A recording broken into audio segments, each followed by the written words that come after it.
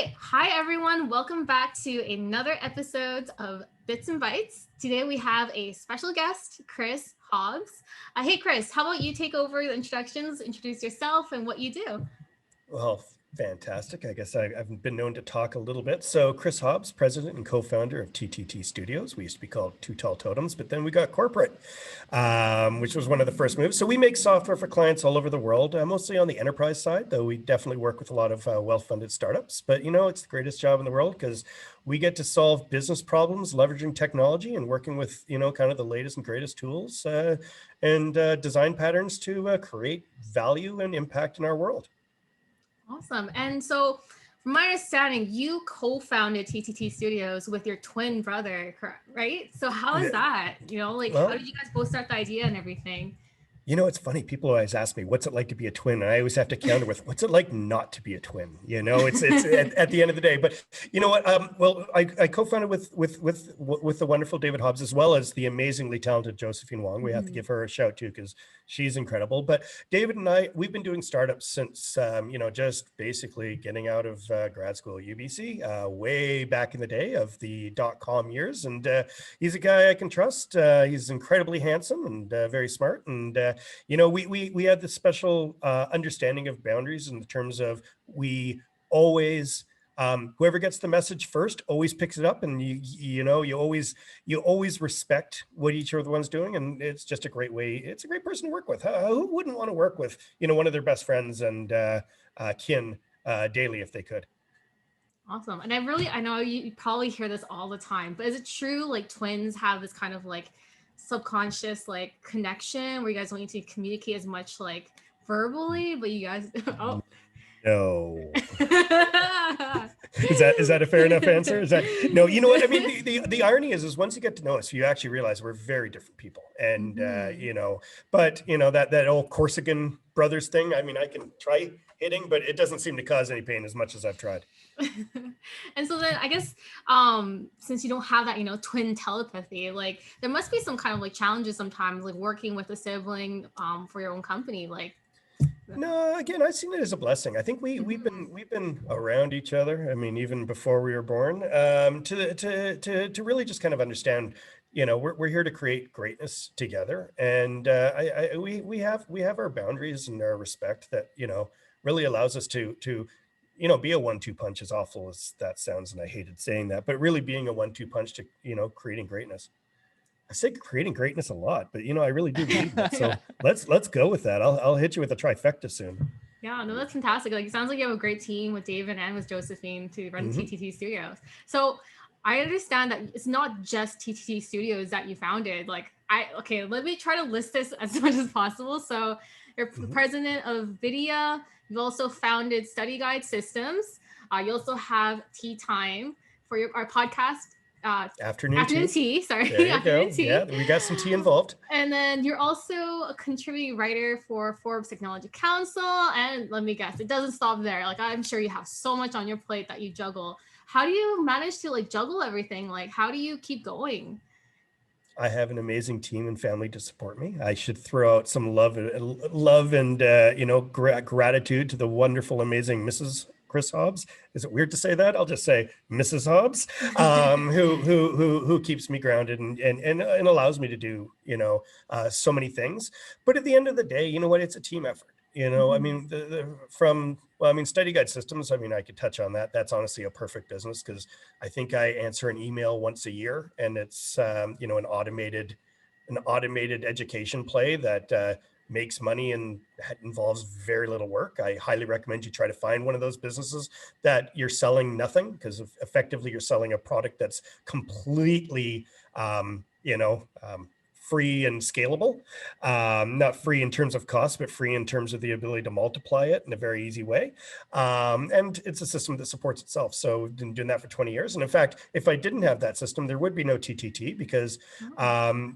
what I was doing, it's actually a real estate school in the States that my brother and I have as one of our businesses. And it used to make quite a bit of money, to be honest, with doing very little. I shouldn't say quite a bit, but a comfortable amount of money. So I used to spend 6 months of the year traveling with my family. So my kids are very well traveled. I think we counted, but they're 13 and 15 now, or 15 in a couple of days. But I think we did about 76 countries in, by the time Wow. they started elementary school. And we actually founded TTT for two reasons. One, because the 2008 crisis happened and people weren't getting as many real estate licenses as they were at the time. So we realized, okay, well, I guess we got to start working for a living again. And on top of that, my kids started school. So I realized I got to get grounded back into Vancouver. And this was a TTT initially was an excuse to get out in the community and meet more people, because with Study Guide Systems, I was living in the cloud. Like, it was living without actually, most of our clients, or 100% of our clients probably, don't even know we're Canadian as a company. There's no reason to be telling that point, because they might think the education isn't as good as an American one, which is far from the truth. I mean, there's the double blind test right there. We do fine without, saying that. But that's really, where that is. And then the other things from video and the contributing writing, I mean, that's just part of the job of what we do. We're here to not only enhance the community and make Vancouver or Canada a great place to do tech business, but also to enhance the world's knowledge, because the more we can push, and the more that we could be at the the head of the spear with the information that we help push, be it with Forbes or through a meetup group like Video, the more that we can showcase our expertise and our ability to create amazing products. Awesome, Chris. So I want to diverge a bit, because I definitely want to get back to the community piece. But I think what doesn't get talked about enough, and you and I both listen and participate in a ton of these types of podcasts. We're talking to co-founders. We're going to do the journeys and the superhero origin stories, right? And that's fine. But like, I want to emphasize something you talked on, and specifically about family, right? Obviously, you started this with David, family member, but in terms of being a founder, being an entrepreneur, being in charge of, I forget this number of staff that TTT Studios has. Like, what effect does that have on your kids, your wife, and like, how do they, because I think one of the things, and I'm losing the words to say this, because I do believe that it is a team effort. Like without everybody being in full support, and support can mean many different things. Like, you don't get to where you are. And I'm kind of jumping ahead and saying that, right? But like, what specifically about, your family support kind of allowed you to have the success that you've had to date?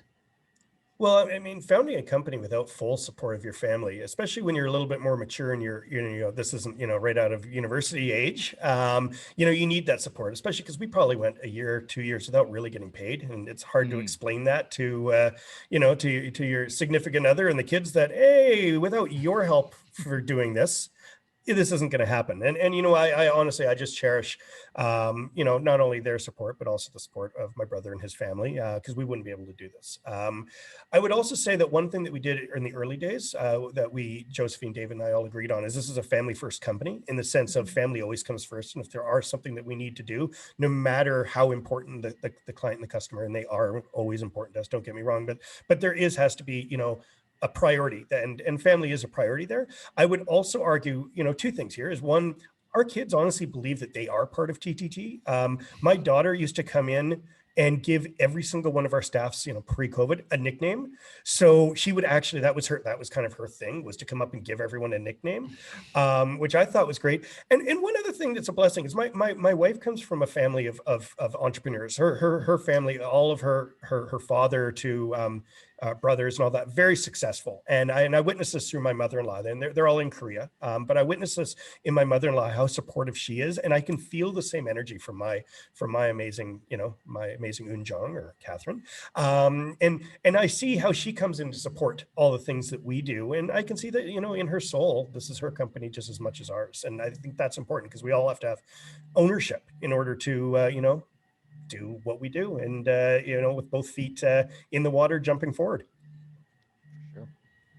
That's fantastic. I just want to kind of draw back and just kind of focus a little bit back more on the team as well. You got the family side, and your family's pretty much as well as your team, but like what if talking a little bit more about your actual team members, like how did you, I mean, first off, like 50 people on your team, that must be crazy. Like having so many people to handle. Like, do you still find that, you know, when you were smaller scale to where you are now, do you find that there was more of like a challenge managing so many employees, or do you still find that you still have that like cohesiveness within TTT Studios? Oh, you know, one of the blessings I think I have is an amazing gentleman by the name of Jose Hernandez, who's actually the CEO of TTT. Now he gets to do the day to day, and he does it so well. And I trust and love the guy. He actually, I'll say this on the air. He makes the calls. Like David and I, you know, at the end of the day, I guess we write the checks, but he makes the calls and we support that. And you need to have that trust in there. And I would say, you know, as we scaled up in size, setting up the right people so that I don't have to worry about it. To be honest, I don't even know what a lot of our projects are. I don't know the details. You know, I talked to Jose, he knows everything, which is why we need people like that. But really, I'm blessed because I get to do things like this. And I also get to work on things like I'll say empathy and team morale. And I get to do the things with our staff that are fun, you know. Yeah. I mean, I won't officially say that I've visited all of them during terms of COVID from a distance, but you know, bring them cookies, make sure they're okay.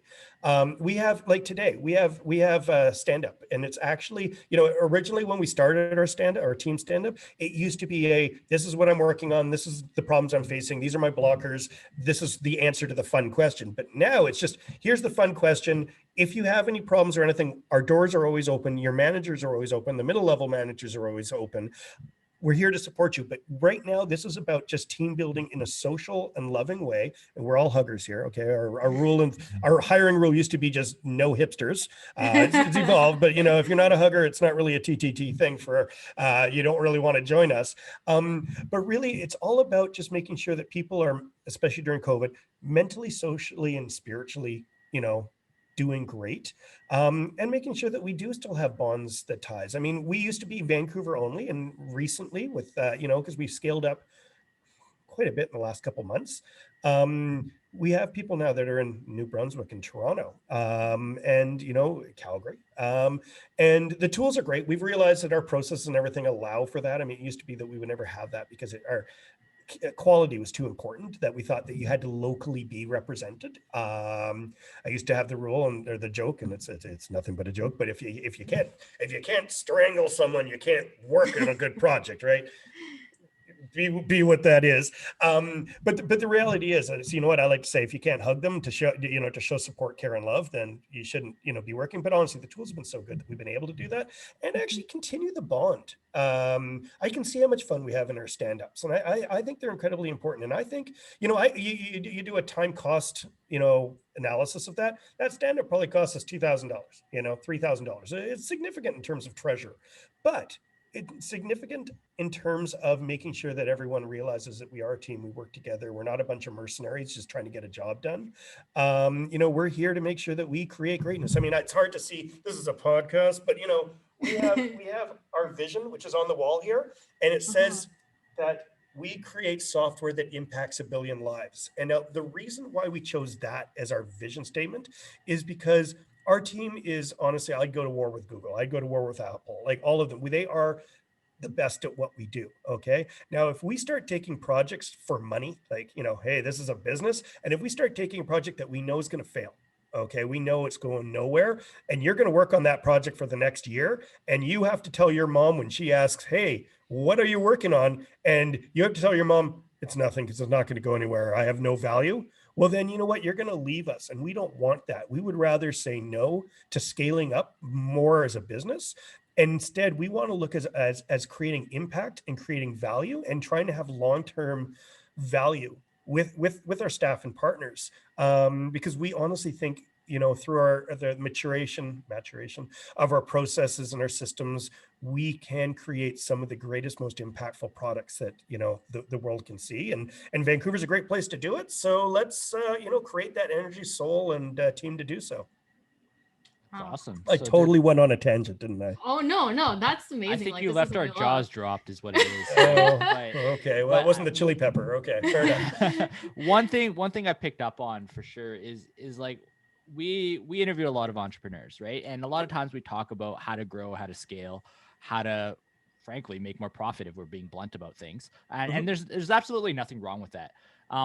in just picking up what you've talked about, like it seems like you personally have some different metrics in terms of success, right? I think I heard the word fun a couple of times, right? I heard the word fulfillment or some adaptation of the word fulfilling. It's like something that you want to do, fulfilling, impacting work. How do you measure that? And I think for listeners to relate, maybe it's younger startups or people who are building their own businesses, or even what I call Gen Z hustlers, right? Like everybody's got a side hustle these days, right? Like what can they take away from that, right? Because I think the base is how can I make the most money in the shortest time possible. I think that's the base. And win the lottery. I'm assuming that you don't entirely agree with that, right? No. Money's a metric, man. Money's a metric. You know what? You can. It drives me crazy when I'm in San Francisco and people, the first question they ask is, how much money did you raise? Like that's the metric of success. And I was like, I don't know, nothing. I'm a business. I don't need to raise money. And you know what? I'll be honest too. We get offers to be bought, enough.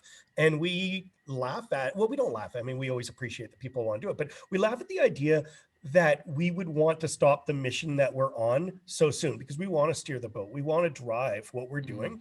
And the second that, I think the second that we take our eye off that being the prize of creating greatness is the second that the culture dies. And it just becomes, it just becomes something that people don't want to be part of. And and again, we're blessed. People really want to be part of what we do. And maybe I'll be a cheerleader for that, but my metric again, it's impact. It's hearing someone say, like, one of the greatest emails we ever got was when we created a game just out of pure, this is in the very early days of TTT. We created a game. We don't do games, but we created a very simple game using our characters. Okay. Cause we used to be called Two Tall Totems. We had these, I love the cartoon characters that we created of our, of totems of our characters. And we had someone reach out and saying, in Ohio of all places, and said, look, my autistic son loves your game. We didn't know 10 people played the game. So we were amazed, but we only have an Android device. Can you please make it for us? And that story of that email was like, okay, we created impact in someone's life enough that they had to reach out to us and say, can you please do more of it? And why don't you want to create more? Now, would we have made money doing that? No. But did we make a difference in someone's life? Someone that we really had never touched, but we touched, that we want to make a difference in their lives? Yeah. Now, how do we do that at scale? We get our processes better. We get our clients better. We hire a team internally that works on innovation. And then we start building our own things. And this is what we're doing internally right now. And we have some amazing, we have probably, I actually heard UBC said that we hire more MBAs from UBC than anyone right now. And it's something I love. I think we're on our 6th or 7th right now. And, that we currently have. And I love that, right? We love being around smart people, but really, what we've now done is we've armed an amazing fellow, the name of Amber, who is the head of our innovation. And he's creating some super cool products that we use our own processes and our own understanding of need, create tech out of need that solves a problem, not out of that's just cool. And we're about to launch something that I think is going to be, very, very helpful in terms of helping people sell more products. Is selling more products a good thing? Well, yeah, it is. If it turns around and allows you to hire another person or 3 people, well, great. Our product that we helped, created jobs. Okay, great. Is that a value of or is that something you should be ranking as value? Heck yeah. I want people working. We all want people working. Will that make us more money? Yeah, hopefully. But at the end of the day, is that the only value that we're gonna take? Now we're about to launch a product called Shop Studiolive. It's really, really cool. Actually, it comes from some of my love of my family's Korean roots, and got to witness what's really, really big in Asia right now, which is the live commerce side of things. But what we did is we looked at live commerce and how it's not mature in any way whatsoever in North America. There's still a huge opportunity for disruption, but the platforms that are here right now, and I would argue the platforms that are in Asia still, they're very high touch, low scalable. Okay, so what you're really doing is you're telling the store, hey, I have this platform. You have a store right now, but I have this platform. You should take all of your stuff that's in your store and put it into my platform. Okay, that sounds great if you have the time and the ability to do it and you recognize the value in it. But how we looked at the problem is what we want to do is we want to come to you. We want to offer that solution for what already exists. So it's very low friction for you. So what Shop Studiolive is actually a part of Shopify that sits on top of your Shopify store and just gives you that ability to do live commerce. Now, I don't know if you know what live commerce is, but basically it's kind of like what we're doing right now through the camera, but you can address a crowd. You can have, well, I mean, it's kind of one-on-one conversations, but at the end of the day, it's kind of addressing where people can text into you and you can actually sell things. So you can directly sell, hey, I have this bandana. Seriously, I had a bandana next to me. I have this bandana. It's purple. It's wonderful. You should buy it. And you will have right here down the place where you can click on the banana. You can ask me any questions about that. Is it a banana or a bandana? It's definitely a bandana. I mean, that's the problem with buying online, right? You still aren't 100% sure of what you're buying. Well, this gives you certainty. So we're really excited about launching that product. I think Amber is a genius. And I think, you know, the way that he solved the problem of trying to figure out how do we create that impact and try to maximize that and make it frictionless? And these are the type of things. And you know what Amber's next job is? To create that next product, to hand that off to the team. We started hiring a team for it, roll it out. Let's start the next one. And, you know, we're not going for home runs here. We're going for first and second bases. And we're going for people to go, wow, I want to be part of that, you know, because that just feeds into the big machine that is TTT. Did we just turn into the shopping channel live on air? Oh, that's what we're going to do. That's what we're going to do. I'm going to whip out my WoW mop next, right? That would be great. Just don't bite anyone. No, that's Oh, that was ShamWow. Pardon me. That was ShamWow. Like just like hearing it from yourself, it's just like I have a small side business, you know, Gen Z hustler, and like very good. Even just like the idea of being able to interact with like potential clients on that level is just like I can see it just helping out so much, because you know I get a lot of inquiries like over messages, over email. They're like, oh, is this like, you know, 20, like there's different sizes. They're like, oh, what about the colors? How does it compare to one another? And it's like, you know, there's only so much you can do, right? Constantly sending like photo comparisons or posting or writing about it. But just like actually being able to visually be like, hey, here, let me just pull it out. Here you go. Like, I don't know. That's it's amazing. Completely dynamic, and I see where it's going. I mean, I'm in like the outlet malls or the malls in Tawasin of all places. It seems to be there's a lot of people from China who are doing this right now, where they're just going, hey, look at this shirt. You want this shirt? And you can see people buying it dynamically.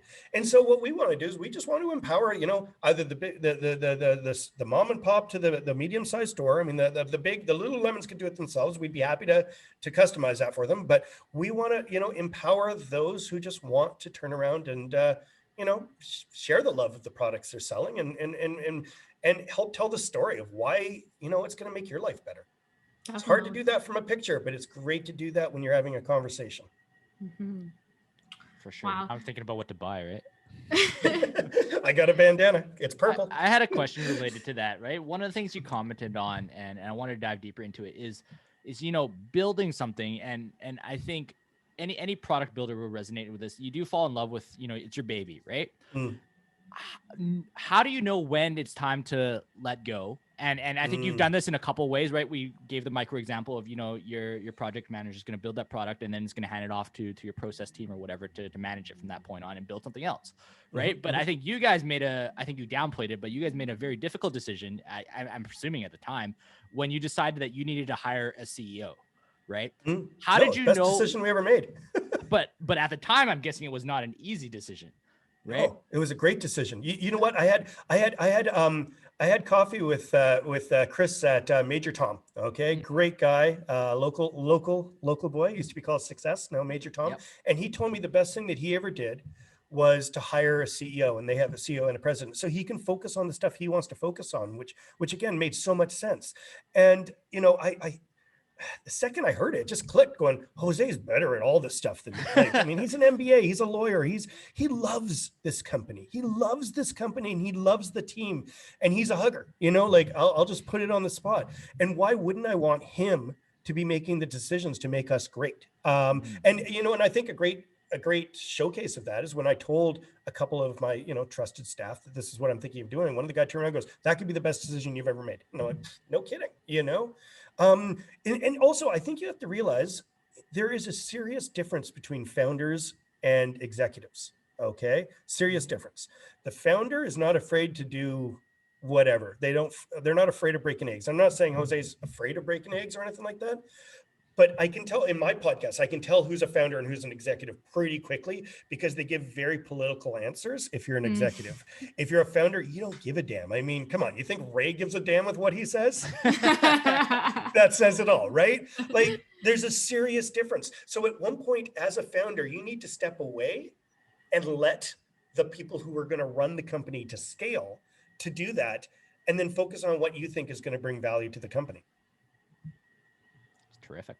Yeah, no, I gotta say, Jose sounds amazing. And for other listeners, like, how did you like find Jose? Like, what was it that made him like stand out? This is funny because people get shocked to find out this. He was our first intern from the MBA program.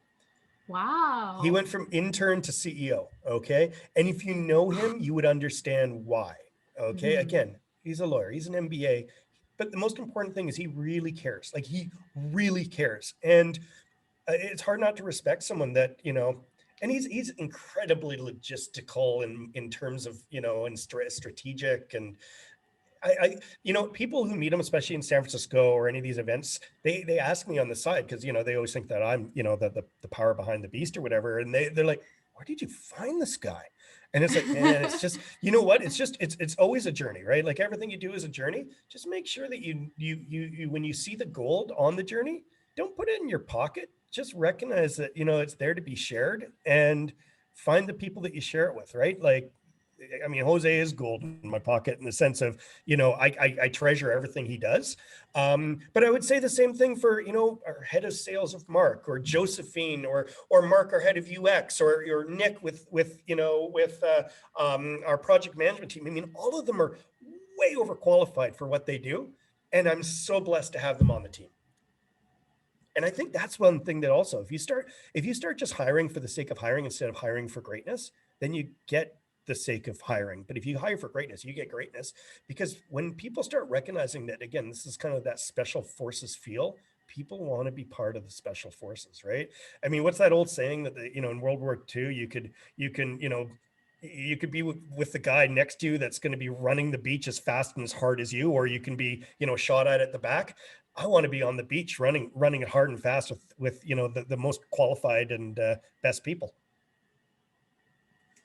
I want to say, like, it's very inspiring, like the way you talk about your team culture, about your team members, like even just the fact that, you can name each of your team members like on the podcast, like no sweat off your brow, and like you give them so much credit. Like I can see why that you have such a healthy and like active and inspirational like team to work with. Like can I just say one thing that's actually equally important in that is they can all tell the difference between David and I. And I think that says just as much. Okay? And that's just for fair. the I think listeners, you could fool us, right? Yeah, and for the listeners that don't know, it's an identical twin because I know there's. I can tell the difference. The more handsome one, right? So can my mom. For sure. And our social team's going to have a handful because I want to make sure we tag all those team members you just shouted out. I think that's really important, and a big part of why we started Bits and Bytes is like we have you on. We want to have founders on. We're always startups at our heart, but there's a lot of different people that make up this industry, right? And one part like might get more shine than the others, right? In some senses. But I think it's really equally important to kind of recognize all that. So I want to make sure that we go and do that. So my social team's going to go and kill me now. Well, you know what? I love that because they're all super, super important people to me. I mean, again, our stand-ups, it's there's no measurable business. It's just cost at the end of the day. But the value we get out of it's so important. And also it's a nice way. Oh, there's Jose right there. There we go. So he's walking by pretending not to hear us, but so we're not talking behind his back, sort of. Yeah. Shh, don't talk about Jose. Yeah, it's fine. No, I can definitely, I mean, if it's all right with you too, like I would love to like bring on some of your team members as well for the podcast because Bits and Bytes goes beyond just as Sam mentioned, like we want to break down each of the important like people that work within the tech industry, not just, like the founders, not just like the executives. So we want to talk to the interns, we want to talk to the social media managers. Like we want to, build a bigger picture of like what it's like to work in the tech industry. And hopefully, for others that might not be directly involved yet, like help them understand that, you don't always have to have like a technical skill or background to jump into the space. There's a lot of different, skill sets that you can have that will be so valuable to working at a startup or a tech company and all. So, although that being said, if Jean didn't know how to build a computer, I wouldn't have hired her. that was the full disclosure in my first interview with Jean. That was the thing that put her over the edge. She was like, oh yeah, last week I built my own computer. It wasn't last week, whatever the time period was, right? But and then it was like, okay, I could use someone like that because like our printer at work keeps breaking and people are asking me to fix it. Look at her chair. It looks fast. I mean, come on. She's an expert at this. So there you go. You need some technical. No, I'm just playing. But at the end of the day, entrepreneurs don't always need that. Like, I mean, you'd be surprised, or maybe you wouldn't. I did my undergrad at UBC in Russian and history. Like, what's that got to do with what I do now? Absolutely nothing. But I, as a youth, and shockingly for my age, I had computers when I was pretty young, because I'm pretty old now. I did tinker and get into programming, but boy, there's much better people at it than me, and I was just glad enough to put them in the company doing things. So I just get to blah blah instead. Wow. Can we actually expand it a little bit more? Like, so what got you into like programming and coding? Like, how did you like obtain a computer? Because I know back then it was like either really difficult or like super expensive. Back then, hey, but you know what? Back then is true. Well, you know what? I've always had a computer, but the story actually comes back to my grandmother, of all things. So I used to, my brother and I would go and visit her, and this was in, oh God, it is going to be back then because it was probably like 1980 maybe. She had one of the Tandy computers, and we would go there, and she had a magazine, and David and I would program Lemonade Stand. Okay, it's a game that you probably don't know. It's just basically kind of a simulator of, oh, the weather is good tomorrow. Do you want to buy more lemons, for your lemonade stand, right? It was so much fun. We'd spend the entire day doing it. And then because there was no RAM, it was all ROM. It was just read-only memory. It didn't have read access, like it didn't write to the memory. You're done, you debugged, it's finally working, and then hey, it's time to go home. You turn off the computer and it's all gone, and we go back and do it again. But my mother was big into computers. So was my aunt. My aunt had, she had networked computers. I had an uncle who, the first time I saw the internet, he used to work for Stanford and for NSA, and he was down in San Francisco, and I actually saw, oh God, this was like in the early 80s. He was playing chess with a guy in New York, and he was telling me how he was doing. Whoa. I'm like, what are you talking about? How do you play chess? That sounds cool. I to be honest, had no idea what he was talking about. But the computers and all that have always been in my, in our DNA. Again, I remember in high school in the late 80s, I had a modem and a computer, and we had a teacher who had a bulletin board. And I remember, even if I handed in crap, it was going to be guaranteed an A, because we were the only ones who could hand in our English tests or our English, through the modem. And he was just super excited that, he was getting the work done, directly through a very slow moving baud modem. But it's always been something I've always been very fascinated with. It's kind of taken me where I am, I suppose, the curiosity that I grew up with because of it. I was bringing some like waves of nostalgia a bit, because like I remember when I was like younger, I was in the 90s. So I'm not, not too far behind, but like it was my uncle. It was my uncle that he was also, I think, he worked with computers. I don't remember what his actual job was, but like he was like showing us, he somehow managed to program like hundreds of these like mini games onto his computer. And I remember like that was like our first like touch point with like games and such, and I think that was definitely like the start of my fascination with technology. And that was where I was just like like I didn't like think in my mind, like back then I was just like like I have to have like become a software engineer or something if I really want to work with tech. But like I had no idea. Like look at me now. It's actually funny. I was my background is kind of similar. Like I studied at SFU and I completed an English literature major. So, no technical background at all, but here we are. But you know what? For us arts students, as I always like to say, when people go, "Oh, I'm doing arts, is there value?" I say, "Hey, you know what? It teaches you to question things. It teaches you to think methodically. It teaches you to differentiate between BS, primary documents, and secondary documents. Right? There is so much value that comes out of it. Now, I did a lot with Russian literature. Is there a lot of value in that? I love Bulgakov. I love reading stuff. I actually got to speak Russian twice today at the Collision Conference with 2 different people, and actually tell them about how one of my favorite quotes in The Master and the Margarita is manuscripts don't burn, and I got to say it in Russian, and that was kind of cool. But is it useful? You know what? I got to imprint on them and surprise them that a Canadian with a bad Russian accent would, or a bad Canadian accent in Russian would even love and respect their culture. So you know what? That's beneficial. No, definitely. And I think it it goes back to our point that you don't have to have all the technical background to be in this industry. And so that being said, if there were listeners that were kind of on the fence and there's where can they start? Like what would be kind of the advice that you can give them? Like let's say they're just graduating school and they're looking for the full-time job, but they don't have the technical background, but they have an interest in it. Where should they start looking? Well, I mean, the best thing now is everything's a tech job these days. Like every company is a tech company, right? But I would like, people ask me all the time, what is it that you, what do you want to see when I'm showing you for a job interview or something like that? Okay, I'll go from that angle because it's kind of the same thing. And I always say, show me something that you love doing. Because if you show me your school project that you had to do, I don't give a darn, because I know for a fact that 6,000 other kids had to do that, or students or whatever, right?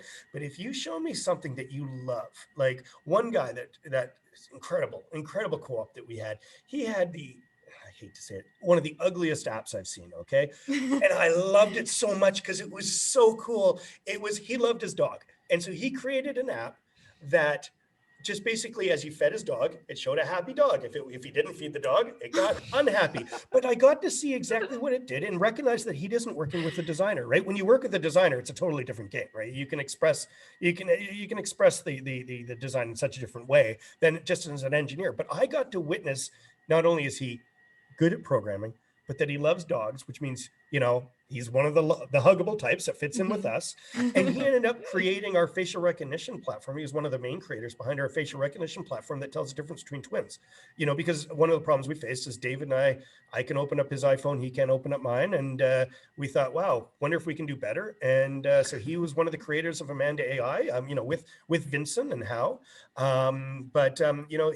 His I don't know, inquisitive ways, his just pure, I want to know more, and his passion for things, it's showcased in that little dog app. So just find something that you love. Maybe it's, I'm looking behind you, Sam, maybe it's shoes, maybe it's basketball. Show us something that you do in that, even if it's like silly, if it's something that you like, oh, no one wants to see it. No, that's not true. I want to see it, and I think people will want to show it because it shows that you care enough to do it. And that you're trying to learn something, because if you're trying to learn something, especially technical, right? Doing the book where you're going step 1, hello world, it's boring. But if you do it going, well, hello world's fun, but instead of hello world, I'm going to say, hey grandma, or something like, something that's personal to me, because maybe, you're missing your grandma or something like that, right? Well, I think you can be much more personal in that touch point, and you can learn a lot more because of it. Fantastic advice. So break eggs and do things, man. Just do it. That's my Nike shoe out there, because I think that blue set of Jordans, I think I had those back in my high school days. Awesome. Those are the North Carolina ones, right? Yeah. Yes. Yeah, I had those. Yeah. Great. And so, I just want to say, like, one of the, I guess next questions I have then for you is, kind of going more into like the projection and like the perspective of people have of the tech industry, because I think it kind of branches in, like people are nervous, they're kind of like shy about trying to get their feet wet. So what are like some of the I know, like, people think, oh my gosh, like working at Facebook or Google, like we have those cool like slides that go down in their lobby, and then everyone has their own, like there's like a VR game studio in their office and stuff. But like, aside from like the glamorous, aspects of working at a tech startup, like what are some of the more like unglam moments that people don't talk about more often? Well, I guess at the end of the day, humans want to be creators, right? And the best thing about tech, be it with Facebook or Microsoft or TTT, is you're creating things, and we also want to be, human, and we want to create things again that are impactful. So I think the nice thing about being in tech, and also the nice thing about all the tools and toys and everything. I mean, if you want to be on Twitch, are you a tech person? Maybe, maybe not. But at the end of the day, you're encompassing technology into your side hustle, right? Like, that's awesome. When I see my daughter do what she does with Instagram or with Snapchat or any of those the young kid platforms, she's yeah. You know what? She is embracing technology, and maybe you're a creator through someone else's work, but at the end of the day, that ignites the flame to start thinking, well, that's cool, but maybe TikTok should do this instead or that. And you know what? I get a lot of, emails saying, hey, I want to do TikTok for dogs, or something like that. I'm like, I think that is TikTok. But at the end of the day, I love that you're thinking, how can I improve on it? And how can I make my own personal imprint on that improvement? Right. I think that is the first start to creating things. Now, be that for, as an entrepreneur, which I truly suggest you should do, especially at an early age, because it's easy to go bankrupt and come right back. And, working for the man sucks. I'm using the quotes, for my old hippie days. My parents are from Salt Springs, so the hippie days come out. But if not, there's so much that you can be doing, even if it's being on the marketing side or on the, on the content side or any of these things. Again, all companies are tech companies. The only thing you have to be is don't be a neophyte. Don't fight the technology. You don't have to embrace it wholeheartedly, but if you want to be in the industry, I think you should probably at least understand where it's going and, how you can empower yourself into anything that you do through technology, because, the ability to leverage things and, heck, you weren't able to, like, I wouldn't have been able to sell something in Uzbekistan, an app in Uzbekistan with the taxes and everything 20 years ago, but all of a sudden I can just create something in the app store. And then all of a sudden, everyone in Tashkent's going, hey, this is great. I can do, this. Well, I mean, that wasn't even a channel that was available. But now you've got that reach, right? Are you a tech person from doing it? Yeah, you're in the industry, I guess, and go for it. Awesome. Before we wrap up, I wanted to touch on something you talked about earlier. And really that's kind of your love for the community. And I'm going to silo in a little bit and talk specifically about Vancouver. So some of our listeners are from Vancouver. Some of them are not. The best ones are. What specifically? I went there. You can say that, I might not be able to. What specifically about this community do you love so much? And for outside people that maybe want to come in, right? Or maybe they're looking and that can mean many different things. It could be a geography change, right? Or it could be like, they're in the food industry and they want to move into the Vancouver tech industry, whatever that means. What is it about this community? And I think, what recommendations do you have on how to participate and become a part of that? Well, I don't think it's about business first here, and I think that's important. I think, there really is kind of a thrust to, because people aren't making the same salaries as they're making in San Francisco or New York or any of these places, right? And so I think we have more of a humanistic and socialistic way of looking at things, especially here in Vancouver. It might be our hippie roots. But I think people really do care about each other. And I think that comes out in Vancouver. I also think Vancouver is an awesome place to do business right now. I mean, if you asked me last year, I'd say Toronto. Go to Toronto. A lot of opportunity in Toronto, and there is a lot of opportunity in Toronto. Don't get me wrong, but how many, I'm doing the clubhouse with Ray and a bunch of other awesome people recently, and I can't believe how often we're saying, oh my gosh, that's another unicorn that just came out of nowhere this week that we had never even heard of. And I think there is so much. I mean, we don't really have a true anchor company. I mean, you could argue Microsoft is an anchor company in Vancouver because their roots have been here very long, and they do great things in Vancouver. But at the end of the day, we don't have a Shopify yet. I think Dapper Labs could become that Shopify. diversify. I think it's kind of still at a bit of a niche in terms of what the offering is. But I think that's about to happen. But I think, Vancouver is one of those places that people are looking for the lifestyle. They're looking to feel, good about themselves and feel that there's something bigger than just them. And I think this is a great place to try to create those roots. I'm also one of those rare people. Like, my great grandfather was born here. You aren't going to find many people like me.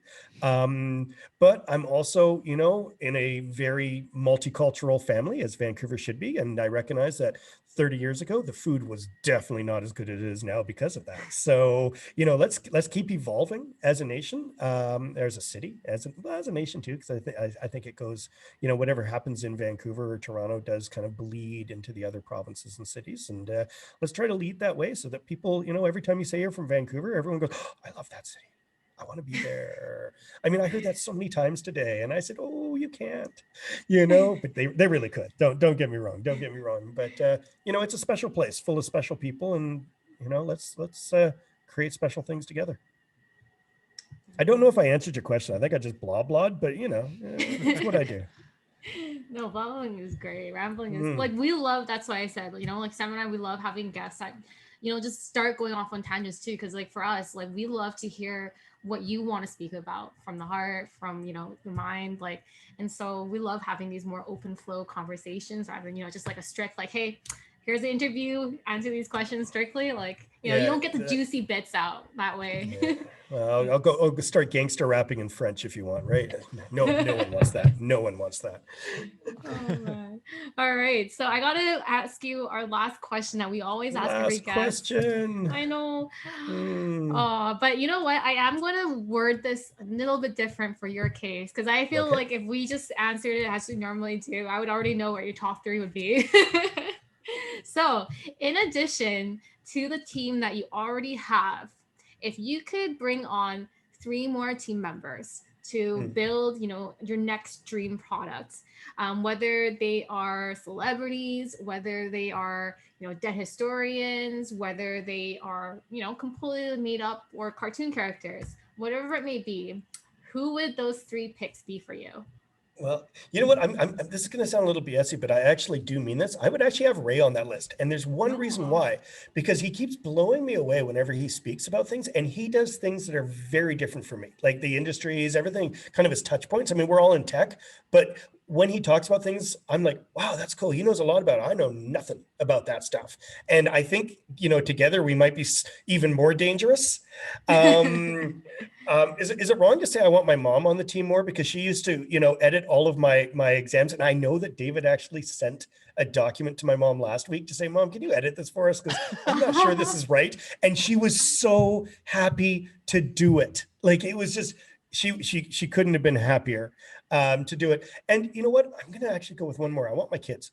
And I know that's not a famous person or anything, but I want them to understand how much fun I'm having. And I want to ignite that flame so that this becomes a multi-generational thing, so that they want to continue, running with what I'm doing. So when I'm long past, it continues, and it continues in a way that they are going to, have their own flavor of what TTT could be.